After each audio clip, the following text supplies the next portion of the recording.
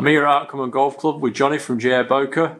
He's just going to show us how to put a pedestrian cylinder mower on cut and the importance of doing so. Hey, alright everyone. Right, again, this is a Ransom Super Bowl, quite a common machine that you'll see on your bowling greens, cricket fields, etc. For your wickets. Now, like I say, all I'm going to do today is show you how to put one on cut.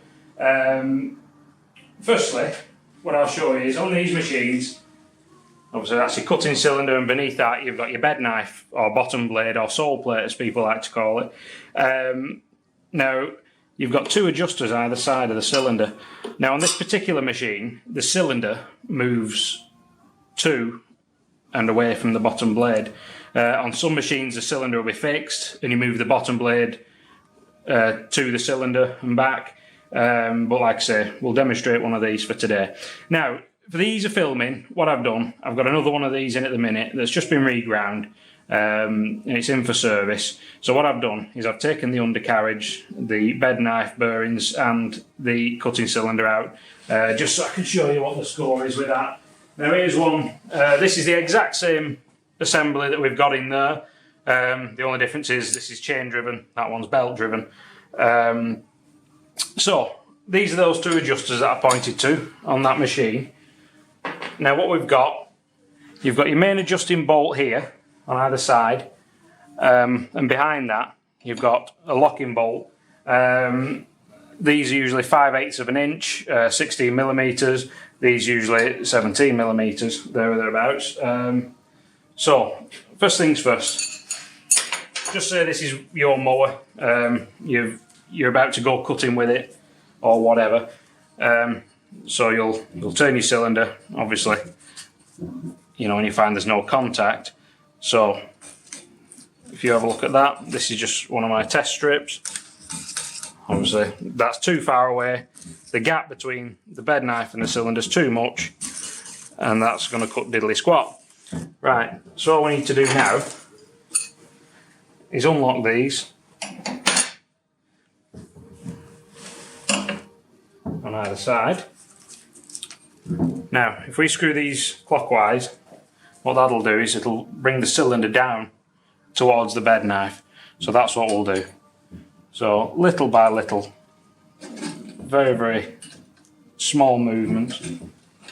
You can see we've just got a bit of binding on this side now, so just slacken that off slightly. See, just touching again. Back off. Ideally a cylinder, when they've reground, they should cut with very little or no contact really. You should really set them to something what they call the perfect cut, which I'll show you in a minute. But now we've adjusted that, let's see if this will cut, and if not we'll do some more adjustment.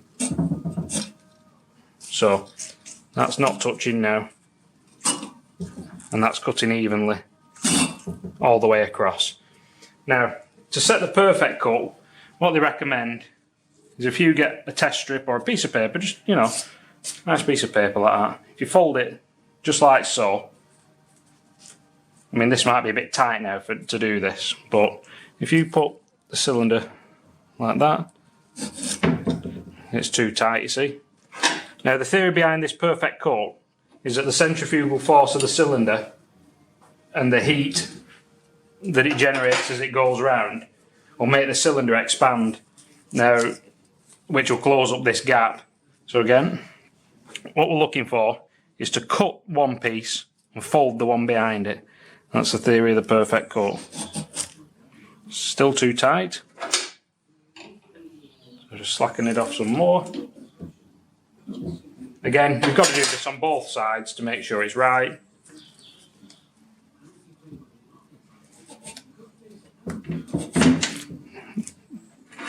Like.